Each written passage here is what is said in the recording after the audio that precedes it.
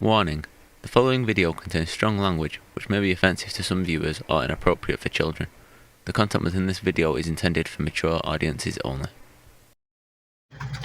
So, I originally wrote a script for this video back on May 31st, 2024, but scrapped it thinking that no one would care, and I'll condense it down to a community post and never address it again.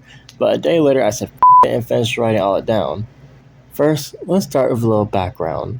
During summer years at elementary to middle school, me and my siblings were assigned to an after-school church program called The Center, which is warranted its own video, but just know it was one of the most worst places I ever visited.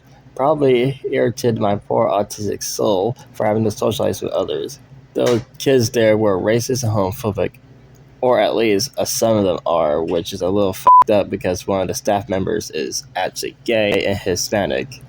But anyways, I internalized these hurtful things and I actually believed in it. At the age of 12, I questioned my sexuality but kept quiet about it. 3 years later, the pandemic happened. And during the first summer of that event, I fell in love with a guy, let's call him V. V and I met on Instagram and I started the conversation. We talked almost every day about our interests and other things. We even FaceTime a lot. Later on, in the same summer, I believe, I confessed my feelings for him, and he did the same. Later, in another breath, V said he has a boyfriend already. Me not wanting to be a homewrecker, I requested that we stay friends. He agreed. So we just two gay 15-year-olds thugging it out. Until he cut all ties with me for some reason. And good thing too, because I was later told that he was a necrophile. Certified lover boy, certified Necrophile. Anyways, fast forward a few months later, my 16th birthday was around the corner, and I called my own gender into question. I wouldn't say I have gender dysphoria, but it definitely was a gender identity crisis. I didn't feel like a man, not completely, so I told my brother that I go by he, they pronouns, and he was cool with it.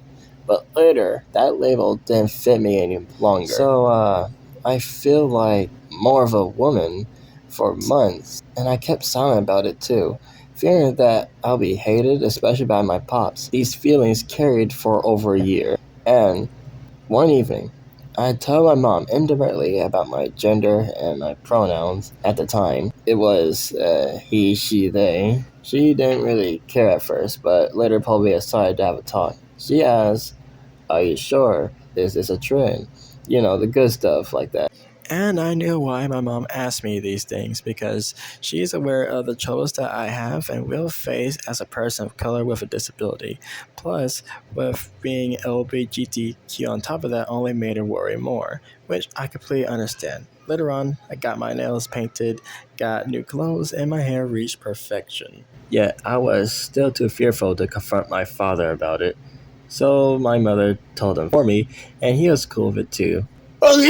No, I gotta edit that out. After that day, I feel so comfortable in my flesh. Now, I don't care what anyone calls me, for they're not the core definition of what makes me up as a character. The only definition of me is me. And with that said, hi, I'm Crip. I'm bisexual and bigender. I go by masculine and feminine pronouns. And I'll be signing off, and I love you all cosmically.